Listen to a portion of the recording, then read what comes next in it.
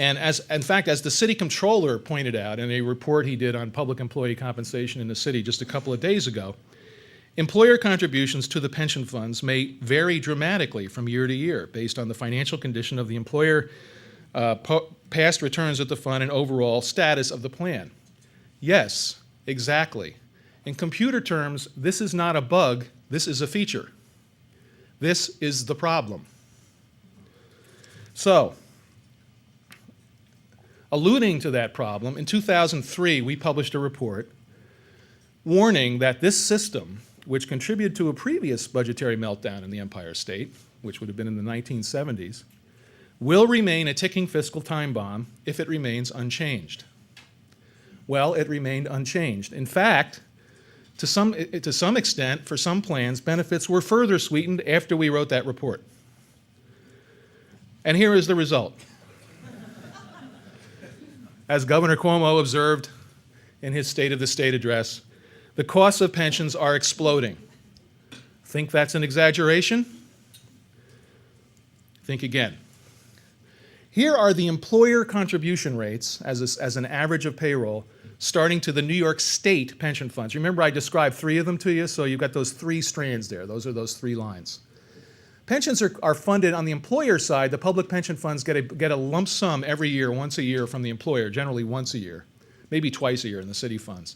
And it's a percentage of payroll. The system sends the employer a bill and says, give us X percent of your payroll. It's not like a biweekly deduction from the paycheck, except for the employee's contribution, if any. The employer gives a hunk of money. That hunk of money, as of 1980, as you can observe, was close to 20% for the civilian plans on the state level, 35% for the police plans.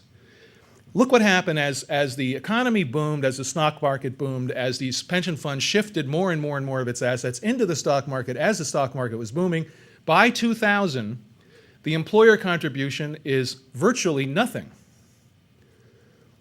Now, a generation of New York public officials took office in and began running governments in the 1990s, hiring people, making plans, advocating programs based on the assumption, which they should not have held on to, that you could offer your civilian employees the ability to retire at 55 with 60% of final average salary and have it cost you 2% a year. Okay? That was really foolish and misguided. So, here's what's happened the last 10 years. Rates have increased sharply. That represents a significant amount of money, although representing the amount of money as a whole in a chart like this is a little more complicated for the state than for the city, as we'll observe in a moment. That is a really profound shift, very expensive, and has caused a lot of stress, mainly on localities, not so much on the state. On service-intensive localities, school districts, municipalities, huge stresses.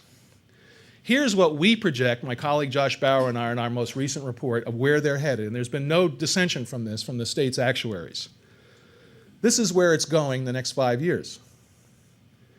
The teacher retirement system alone in New York State, for school districts outside New York State, all those suburban school districts, they just last fall sent the New York State Teachers Retirement Fund a check equivalent to a little over 6% of salary for their teachers.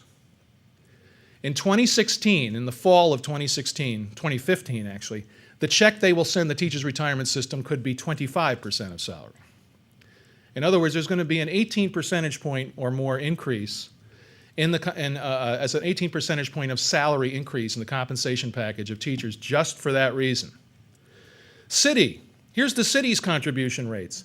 Now, remember I mentioned the discount rate to you earlier? In the 70s and up to about 1980, and especially even earlier in the 70s, pension funds used to be more heavily invested in fixed income securities and used a lower discount rate. At the beginning, on the left side of all these charts, the discount rates used by the pension funds was around 5%. That meant that they were putting away more than, the current rules would suggest they were putting away more than needed, okay? Which was not really the case, but that's what the current rules would suggest. So look, there was the city's contribution rate, similar path to the state. It tumbles down, down, down. It hits bottom in 2000 when the city enacted an egregious gimmick known as a market value restart that was meant to further goose the apparent value of its pension fund assets. At that moment, At the very moment the city said, let's establish the current market value of our assets as the new norm of our asset condition. At that very moment, you should have called your broker and said, sell. Okay, because what followed? You know what followed. All right, so what's happened in the city? Well, the city is really egregious. Here's what's happened in the city since 2000. The contribution rate as an average of total salaries has skyrocketed. In part due to that egregious gimmick, it was as low as around $600 million in 2000. It's about $7 billion this year. It's going to be $8.4 billion next year. Now here's another way to illustrate that, but here's where it's headed, by the way, according to the mayor's budget. That may look, across the 35 years of this chart, that may look like just a little bit. That represents a couple of $2 billion. Now let's look at this another way. Here's the city's pension contribution. The bars are what the city actually sent to the fund. And if you'll notice, from 1980, 20 years from 1980 to 2000, the pension contribution was within a fairly narrow band of between $1.3 billion and $1.7 billion. During the 90s, it averaged about $1.4 billion. The red line, to help you get an idea of the relative cost of this, is pension contribution as a share of the city's tax collections. Note, in 1980, it was over about 20% of the city's tax collections, and it tumbled. All right, here we go again. This is where we are. This is where we've come. That is what's known as a crisis, an undesirable outcome. Think of all the things the city could be doing with these nearly $7 billion more it's going to be spending on pensions next year. And that is not the end. Here's where it's going still, according to the mayor's financial plan. So that's the problem in a nutshell. Now, to explain to you further the problem of the last 10 years, let's look at pension fund assets. These two pension funds through this past decade, the state just recently changed its discount rate, were assuming, their planning, the billing, everything that they did, assumed an 8% annual rate of return on average on their assets. What actually happened? Well, these three bars are the three funds for the last decade. Two of the three funds, as of 2010, had less assets than they had in 2000. The third, which was Nisler's, had very slightly more. Now, if you think you can do the math in your head, you're supposed to be gaining 8% a year.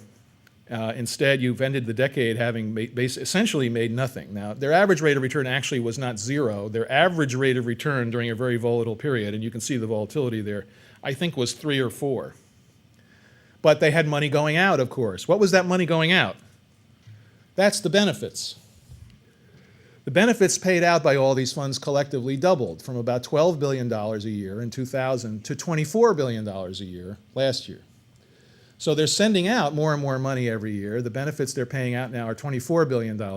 Their assets were not growing steadily as they hoped. Here's another way to look at it. The state teachers' retirement system, the bars are what the teachers' retirement system contributions have been over the last 10 years.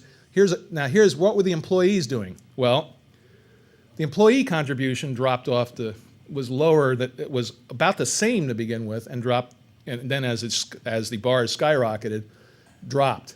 That's because the state adopted pension sweeteners in 2000, another signal to call your broker and yell sell.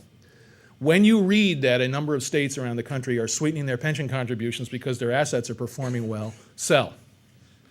Because a lot of states did the same thing in the late 1990s because it was never going to end. Let's sweeten benefits. One of the ways they sweetened benefits was they said that every employee would work for more than 10 years. This is now in the civilian systems of the state and pretty much the city. Doesn't have to contribute anything to their pension anymore, and they are not. Due to the constitutional provision, that can't be changed. Here's the impact on the state system. Same thing. Employee contribution has dropped right when the stress on the system got worst. City systems, in honor of St. Patrick's Day, I made the city green. Same thing. It didn't actually drop. It went up slightly because it also includes some contributions that employees made for a series of early retirement plans that were enacted during that period. All right, what did the state do about this? What can we do about this?